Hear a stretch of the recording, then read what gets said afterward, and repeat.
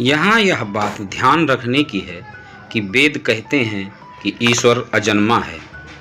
यहाँ हम ईश्वर की बात नहीं करेंगे, देवों के देव महादेव की बात करेंगे, जो सबसे ज़्यादा ईश्वर तुल्य हैं। हिंदू धर्म मानता है कि ईश्वर ने कुछ भी नहीं बनाया, उसकी उपस्थिति से सब कुछ स्वतः ही बनता गया।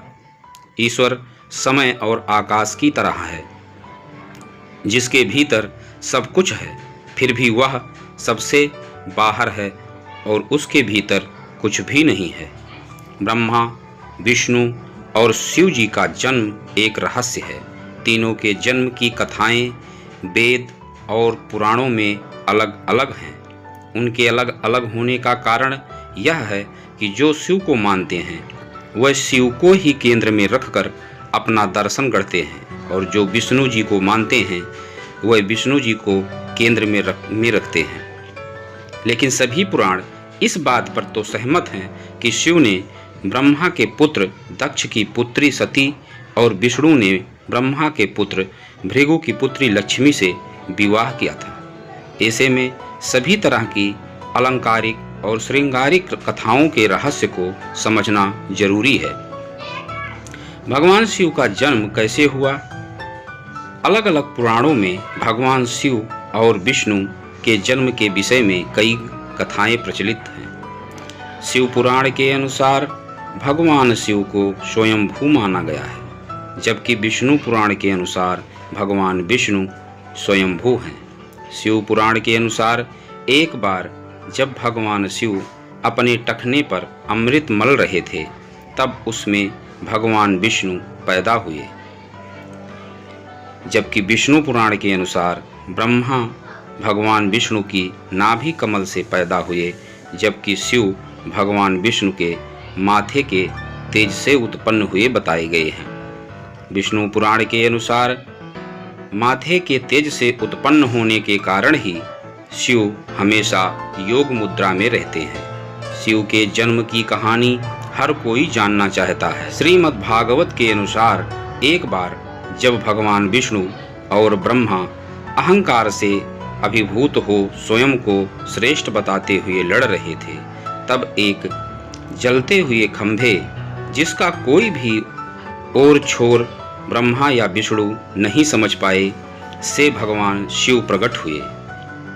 शिव का बाल रूप। यदि किसी का बचपन है तो निश्चित ही जन्म भी होगा और अंत भी। विष्णु पुराण में शिव के बाल रूप का वर्णन मिलता है। इसके अनुसार ब्रह्मा को एक बच्चे की जरूरत थी। उन्होंने इसके लिए तपस्या की। तब अचानक उनकी गोद में रोते हुए बालक शिव प्रकट हुए।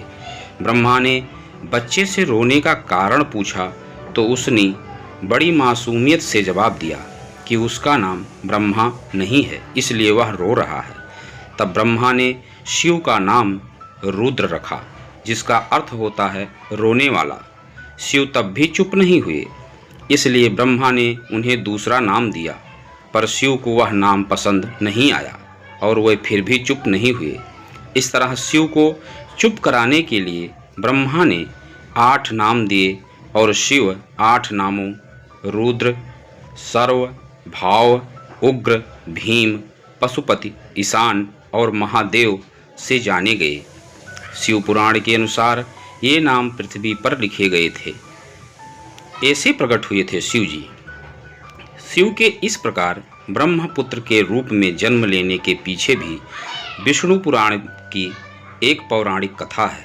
इसके अनुसार जब धरती, आकाश, पाताल समेत पूरा ब्रह्मांड जलमग्न था, तब ब्रह्मा, विष्णु और महेश के सिवा कोई भी देव या प्राणी नहीं था। तब केवल विष्णु ही जल सतह पर अपने शेष नाग पर लेटे नजर आ रहे थे। तब उनकी नाभि से कमलनाल पर ब्रह्मा जी प्रकट हुए।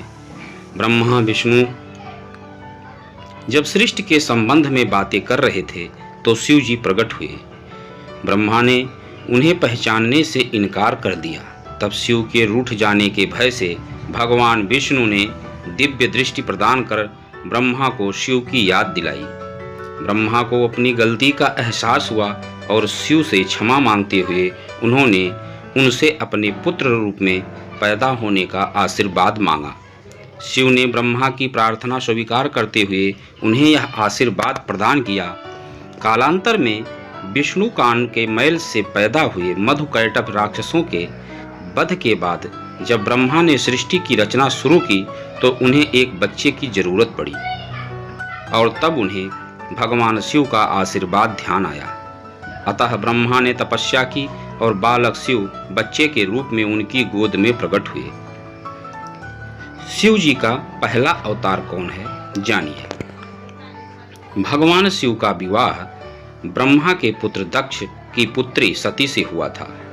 एक बार दक्ष ने एक विशाल यज्ञ का आयोजन किया, लेकिन उन्होंने शिव व सती को निमंत्रित नहीं किया। भगवान शिव के मना करने के बाद भी सती इस यज्ञ में आई और जब उन्होंने यज्ञ में अपने पति शिव का अपमान होते देखा तो यज्ञ वेदी में कूदकर उन्होंने अपनी देह का त्याग कर दिया।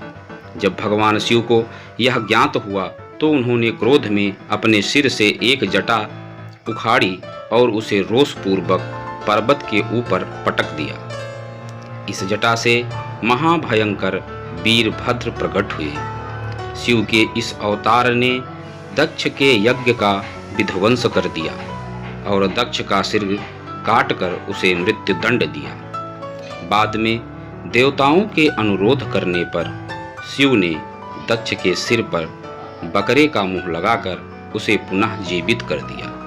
वीरभद्र के अलावा शिव के 18 और अवतार हुए हैं, जिनके नाम इस प्रकार हैं: पिपलाद, नंदी, भैरव, अश्वत्थामा, सर्भावतार, गृहपति, दुर्वासा, हनुमान, वृषभ, यतिनाथ, कृष्ण दर्शन, अवधूत, भिक्षुवरी, सुरेश्वर, किरात, सुन, टनर्तक, ब्रह्मचारी और यक्ष। इस संदर्भ में एक कथा है कि एक बार ब्रह्मा और विष्णु में श्रेष्ठता को लेकर विवाद होने लगा। दोनों निर्णय के लिए भगवान शिव के पास गए। विवाद का हल निकालने के लिए भगवान शिव साकार से निराकार रूप में प्रकट हुए। शिव का निराकार रूप अग्नि स्तंभ के रूप में नजर आ रहा था। ब्रह्मा और विष्णु दोनों इसके आदि और अंत का पता लगाने के लिए चल पड़े। कई युग बीत गए लेकिन इसके आदि और अंत का पता नहीं लगा। जिस स्थान पर यह घटना हुई वह अरुणाचल के नाम से जाना जाता है। ब्रह्मा और विष्णु को अपनी भूल का एहसास हुआ। भगवान शिव साकार रूप में प्रकट हुए और कहा, आप दोनों ही बराबर हैं। इसके बाद शिव ने कहा कि पृथ्वी पर अपने ब्रह्म रूप का बोध कराने के लिए मैं लिंग रूप में प्रकट हुआ, इसलिए अब पृथ्वी पर इसी रूप में मेरे परम ब्रह्म रूप की पूजा होगी। इसकी पूजा से मनुष्य को भोग और मोक्ष की प्राप्ति हो सकेगी। सदाशिव, शिव, महेश और भैरव का अंतर क्या है? सबसे पहले रुद्र हुए। उन्हीं रुद्र का एक अवतार महेश का है। उन्हीं महेश को महादेव और शंकर कहते हैं। वह शिव अर्थात ब्रह्म के समान होने के कारण शिव कहलाए। हालांकि शिव उनका नाम नहीं है। रुद्रावतार में से एक भैरव है। शिव से भी बढ़कर सदाशिव की महिमा का वर्णन पुराणों में मिलता है। धीरे धीरे जीवन भी फैलता गया। सर्वप्रथम शिव ने ही धरती पर जीवन के प्रचार प्रसार का प्रयास किया, इसलिए उन्हें आदिदेव भी कहा जाता है। आदि का अर्थ प्रारंभ। शिव को आदिनाथ भी कहा जाता है। आदिनाथ होने के कारण उनका एक नाम आदिश भी है। इस आदिश शब्द से ही आदेश शब्द बना है। नाथ साधु जब एक दूसरे से मिलते हैं तो वह कहते हैं आदेश। शिव के अलावा ब्रह्मा और विष्णु ने संपूर्ण धरती पर जीवन की उत्पत्ति और पालन का कार्य किया। सभी ने मिलकर धरती को रहने लायक बनाया और यहाँ देवता, दैत्य, दानव, गंधर्व, यक्ष और मनुष्य की आबादी को बढ़ाया। हर हर महादेव, जय भोलेनाथ। ये कहानी आपको कैसी लगी कमेंट में अवश्य बताएं। मिलते हैं अगली कहानी में। तब तक के लिए आप लोगों का बहुत बहुत धन्यवाद। जय हिंद, जय भारत।